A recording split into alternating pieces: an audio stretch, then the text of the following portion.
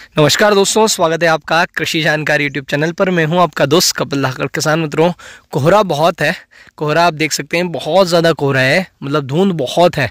मौसम अचानक से परिवर्तित हुआ है, देखा होगा आपने। 26-27 के बाद भी बारिश हुई थी और अभी भी बारिश हो रही है और काफ़ी सारे क्षेत्रों के अंदर बारिश हो रही है। आप धुंध देख सकते हैं, अब काफ़ी पूरे चारों ओर बहुत ज़्यादा धुंध है। और ये जो मौसम है, बहुत कह सकते हैं कि ये क्रिटिकल मौसम है सभी फसलों के लिए। अभी आप आपके सामने भी देख पा रहे होंगे, मसूर की फसल है और अचानक से इसको पिलाया था हमने कुछ समय पहले और बारिश होगी। आप देख सकते हैं पूरा जो कलर है वो ख़राब हो गया है, जो क्लोरोफिल है वो बर्बाद हो चुका है। बहुत ये कह सकते हैं कि लहसुन मसूर की जो फसल है वो पीली पड़ना शुरू हो चुकी है। मैं आपको यहाँ पे कुछ चीज़ें भी दिखाता हूँ। कुछ क्यारियाँ जो है हमने पिलानी रह गई थी और बारिश आ गई। आप यहाँ पर देख सकते हैं, उनका कलर भी आप बिल्कुल अलग से देख सकते होंगे, बिल्कुल अलग ही कलर दिख रहा है। उधर के 2 क्यारियाँ, बीच में एक पिया है, फिर ये 2 क्यारियाँ, मतलब बहुत ज़्यादा ये कह सकते हैं कि नुकसान हो गया है। अभी ये पीली पड़ेगी, इसके अंदर फंगस आएंगे, बड़ी समस्या होने वाली है दोस्तों। इधर भी आप मेथी वगैरह देख सकते हैं, निंदाई भी बिल्कुल रुक सी गई है क्योंकि खेत के अंदर नमी बहुत है। तो दोस्तों, आपके यहाँ पर क्या कंडीशन है, बात कर लेते हैं लहसुन की। तो लहसुन में किसान मित्रों देखा जाए तो अब यहाँ से बहुत सारे रोग जो हैं वो आना शुरू होने वाले हैं। जैसे कि लहसुन के अंदर जो काली मस्सी है वो भी आएगी, है ना। पर्पल ब्लॉच भी आएगी। काली मस्सी को ही डाउनी मिल्ड्यू कहा जाता है। पर्पल ब्लॉच भी आएगी किसान मित्रों। बैंगनी धब्बा रोग जिसे हम कहते हैं, जो ज़मीन पे हमारी जो पत्तियां हैं वो लगी हुई है उनके ऊपर बैंगनी धब्बा रोग आएगा। लहसुन के अंदर कहीं कहीं पर हमें झुलसा रोग भी देखने को मिलेगा, खास करके ऊटी में।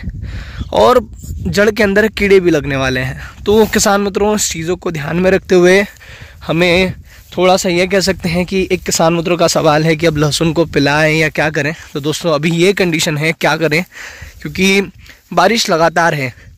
आज भी बारिश होने वाली है, मतलब आज है 1 तारीख 1 दिसंबर, और कहीं कहीं पर बारिश का अलर्ट है। हमारे यहाँ पर भी हो सकता है। अभी तक तो बारिश नहीं हुई है, मतलब सेकेंड वाली बारिश अभी तक तो नहीं हुई है, पर चांस है कि बारिश हो जाए, क्योंकि उज्जैन के आसपास और इधर खाचरोद के आसपास और उधर आगे देखा जाए तो इंदौर देवास साइड बहुत सारी जगह बारिश देखने को मिली है। तो कोई भरोसा नहीं है बारिश का, कहीं पर भी शुरू हो सकती है। दोस्तों, ये पूरा मैं आपको और भी दिखा देता हूँ मसूर की क्या कंडीशन हो गई है। ये हो गई है आप बिल्कुल, क्लोरोफिल इसका गायब हो चुका है। इधर आप क्लोरोफिल देख सकते हैं, क्योंकि ये क्यारी जो है ये पीनी बाकी थी, मतलब इसमें पानी देना बाकी था। इसके क्लोरोफिल में और उधर के क्लोरोफिल में बहुत ज़्यादा फ़र्क है। अभी बहुत सारी समस्या आएगी, तो दोस्तों ध्यान रहे। अभी मेरे हिसाब से कुछ किसान मित्र पूछ रहे हैं कि बोले पानी देना चाहिए या नहीं देना चाहिए लहसुन के अंदर। दोस्तों, अगर पानी दे देंगे तो वो बहुत ज़्यादा गीला हो जाएगा। अभी कुछ समय के लिए रुकिए। अभी मैं आपको एक चीज़ें बता देता हूँ कि ये ऊटी लहसुन है और जो पत्तियाँ ज़मीन पर पड़ी हुई है, जैसे कि ये ज़मीन पर पड़ी हुई लहसुन है, इसके ऊपर अब यहाँ से धीरे धीरे जो है वो फंगस चढ़ना शुरू हो चुका है। मतलब ये देखिए, अब पत्ती गलना शुरू हो चुकी है। पत्ती जैसे जैसे गलेगी उसके ऊपर जो है फंगस चढ़ना शुरू हो जाएगा, मतलब काली मस्सी आएगी। फफूंद जनित रोग जितने भी हैं वो अब हावी होने वाले हैं। तो दोस्तों, ये जो खेत है वो मेरे अंकल का है और मैंने तो अपनी सारी जो लहसुन है वो बाहर लगा रखी है। ऊटी का खेत है और अभी इसकी ऐसी ग्रोथ है, ज़्यादा समय नहीं हुआ है, लगभग 45 दिन के आसपास की ऊटी है ये। तो दोस्तों, आप यहाँ पर कंडीशन देख सकते हैं। अभी धीरे धीरे जो है यहाँ से फंगस जनित रोग जो है वो बहुत ज़्यादा बढ़ने वाले हैं और कीड़े भी लगेंगे। तो इसको ध्यान में रखते हुए आप फंगीसाइड का जो स्प्रे है वो प्लान कर सकते हैं और मौसम खुलने दीजिए, उसके बाद आप प्लान करिए। और अगर आप अभी भी करते हैं तो आप कोशिश करिए कि साथ में जो सॉल्वेंट या फिर चिपको हम स्टिकर जिसे हम कहते हैं, है ना, वो आप अच्छे से डालिए। तो होगा क्या कि हमारे पत्तों के ऊपर जो हम दवाई डाल रहे हैं वो टिक जाएगी और वो अच्छे से काम करेगी। किसान मित्रों, में से आप लोगों ने इतनी बात कर ही ली है तो अब बात कर लेते हैं फंगीसाइड की कि आखिरकार फंगीसाइड हमें कौन सा उपयोग करना चाहिए, क्योंकि वीडियो आपने इतना देखा है तो फंगीसाइड के बारे में भी बात करना जरूरी है। तो दोस्तों, अगर आप पहला स्प्रे कर रहे हैं तो मैं आपको कुछ चीज़ें सजेस्ट करना चाहता हूँ। उन बातों का ध्यान रखें, उसके बाद ही आप फंगीसाइड का चयन करें। तो दोस्तों, अगर आप पहला स्प्रे कर रहे हैं तो आप बिल्कुल बेसिक से शुरुआत करिए, बिल्कुल बेसिक वाला फंगीसाइड उपयोग करिए। और उसमें भी आप कोशिश करिए कि उसमें एक कॉन्टैक्ट और एक सिस्टमिक फंगीसाइड का कॉम्बिनेशन हो, मतलब एक स्पर्शी हो और एक अंतःप्रवाही हो। अगर अंतःप्रवाही दोनों के बीच में मैंने काफ़ी सारे वीडियोस बनाए हैं। स्पर्शी मतलब अगर संपर्क में आने के बाद में उस पौधे के, जैसे पौधे के ऊपर फंगस है, उसके संपर्क में आते ही वो उस फंगस को खत्म कर देगा। अगर अंदर पौधे के अंदर कोई फंगस है तो पत्तों से होते हुए सीधे जड़ों तक जाएगा, पूरे पौधे के अंदर फैलेगा और अंदर से उसकी जो फफूंद है वो खत्म कर देगा। तो दोस्तों कुछ किसान मित्र ऐसे होते हैं कि बिल्कुल जो हायर लेवल वाले जो फंगिसाइड होते हैं वो उपयोग कर लेते हैं। अगर आप देखा जाए, जैसे कि कोई किसी को बुखार आ रहा है और अगर वो शुरुआत में 250 mg की टेबलेट खाएगा, जैसे पैरासीटामोल 250 mg वाली खा ली, तो हो सकता है उसका बुखार उतर जाए। अगर आप उसको सीधे 650 mg वाली जो पैरासीटामोल है वो दे देंगे तो बुखार तो उतर जाएगा, पर नेक्स्ट टाइम जब उसको वापस से बुखार आएगा तब उसके ऊपर 250 mg वाली जो पैरासीटामोल है ना वो काम नहीं करेगी। तो दोस्तों ध्यान रहे, शुरुआत 250 mg वाली से करें।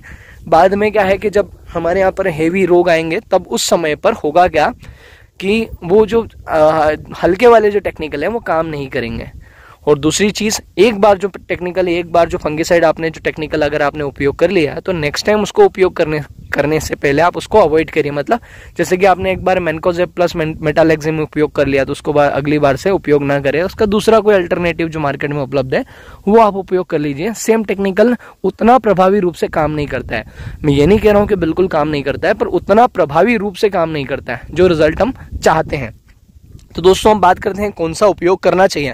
तो आप पहला स्प्रे कर रहे हैं तो बिल्कुल बेसिक में आप कार्बेंडाजिम प्लस मैनकोजेब वाला कॉम्बिनेशन आप उपयोग कर सकते हैं, वो भी बेटर है, जो आपको यूपीएल के साथ में मिल जाएगा। इसके अलावा अगर आप चाहें तो मेटालेक्सिम प्लस मैनकोजेब वाला जो कॉम्बिनेशन आता है वो भी आप उपयोग कर सकते हैं, जो 64-4 के कॉम्बिनेशन में या 64-8 के कॉम्बिनेशन में आपको टाटा मास्टर और रेडोमिल गोल्ड में मिल जाएगा। अगर आप चाहें तो आप कैप्टान प्लस हेक्साकोनाजोल वाला कॉम्बिनेशन भी आप उपयोग कर सकते हैं, जो आपको टाटा ताकत में मिल जाएगा। इसके अलावा किसान मित्रों अगर आप चाहें तो आप अलग अलग फंगिसाइड भी ले सकते हैं, जैसे कि अगर आप चाहें तो प्रोपिनेप जो एक प्रकार का कॉन्टैक्ट फंगिसाइड है वो आप ले लें, आप साथ में हेक्साकोनाजोल ले सकते हैं, वो भी बेटर है। तो अगर आप चाहें तो 2 कॉम्बिनेशन बना सकते हैं, टाटा का कांटा प्लस लेके आप एंट्राकोल के साथ में उसको कॉम्बो करके सिस्टमिक कॉन्टैक्ट का कॉम्बिनेशन बना सकते हैं। और आप चाहें तो आप टेबुकोनाजोल प्लस सल्फर भी ले सकते हैं, वो भी बेटर है। वो एक प्रकार का न्यूट्रिएंट और दोनों तरीके से काम करेगा। उसमें टेबुकोनाजोल एक सिस्टमिक फंगिसाइड है और सल्फर एज अ फंगिसाइड भी एक्ट करेगा और एज अ न्यूट्रिएंट भी काम करेगा, वो भी आप ले सकते हैं। बिल्कुल बजट फ्रेंडली है, बहुत कम सस्ते में काम हो जाएगा, वो भी बढ़िया है, आप वो भी ले सकते हैं। दोस्तों बेसिक से शुरुआत करें और बात कर लें इंसेक्टिसाइड की, तो इंसेक्टिसाइड में भी बिल्कुल सेम वैसा ही है जैसा मैंने आपको बताया। अगर आप चाहें तो आप बिल्कुल बेसिक से शुरुआत कर सकते हैं। आप एमिडाएसिपेट ले सकते हैं, आप चाहें तो आप प्रोफेनोसाइफर ले सकते हैं, वो भी बिल्कुल बेसिक है। और कम डोज रखें, आपकी लहसुन अभी छोटी है, डोज थोड़ा कम रखें। और थाइमेथोक्सोम भी ले सकते हैं आप, कोई दिक्कत नहीं है, वो भी एक प्रकार का सिस्टमिक फंगिसाइड है, तो ज़्यादा बेटर रिजल्ट आपको देगा। बात करते हैं दोस्तों, जब ऐसा मौसम बना हुआ है तो आप कोशिश करिए कि आप चिपको का प्रयोग जरूर करें। मतलब चिपको मतलब जो सॉल्वेंट या स्टिकर आता है वो बेटर रिजल्ट देता है, वो आप उपयोग करिए। क्योंकि अब ये जो पत्ते हैं, ये पत्ते जो हैं, इन पत्तों के ऊपर जो आप दवाई डाल रहे हैं वो प्रॉपर तरीके से सेट होनी चाहिए। बारिश आ जाए तो कहीं से वो धुले नहीं और धुंध वगैरह कोहरे वगैरह में प्रॉपर तरीके से काम करे, इस बात का ध्यान रखिए। सिलिकॉन बेस्ड चिपको का प्रयोग आप जरूर करें। तो दोस्तों अगर आपका कोई सवाल है तो आप कमेंट में पूछ सकते हैं। दोस्तों एक चीज़ और, हमने एक ग्रुप बनाया है फेसबुक के ऊपर जिसका नाम है लहसुन की खेती और उन्नत किस्में। वहाँ पर किसान मित्र जुड़ सकते हैं, आप अपने खेत के जो फोटोज़ हैं, वीडियोज़ हैं, वो अन्य किसानों के साथ में साझा कर सकते हैं। और अन्य किसानों से आपको, जैसे कि आप हैं, आपने फ़ोटो शेयर किया तो वहाँ पर जो दूसरे किसान मित्र हैं वो आपको सजेशन दे सकते हैं, आपकी फसल की कंडीशन बता सकते हैं, उसमें कुछ रोग हैं तो वो आइडेंटिफाई कर सकते हैं। जो आपने आइडेंटिफाई नहीं किया है तो उसका जो लिंक है वो आपको डिस्क्रिप्शन में मिल जाएगा, कमेंट के पहला जो कमेंट है वहाँ पर मिल जाएगा, आप सीधे जुड़ सकते हैं। बस याद रहे यहाँ पर केवल लहसुन से जुड़ी हुई बातें होनी चाहिए, दूसरी कोई बातें यहाँ पर अलाउ नहीं है। और ये केवल लहसुन किसानों के लिए और प्याज किसानों के लिए बनाया गया ग्रुप है। तो आप उम्मीद है आप समझे होंगे और इस ग्रुप को आप जरूर ज्वाइन करेंगे। दोस्तों आज के वीडियो में इतना ही, मिलते हैं नेक्स्ट वीडियो में, तब तक के लिए जय जवान जय किसान, धन्यवाद।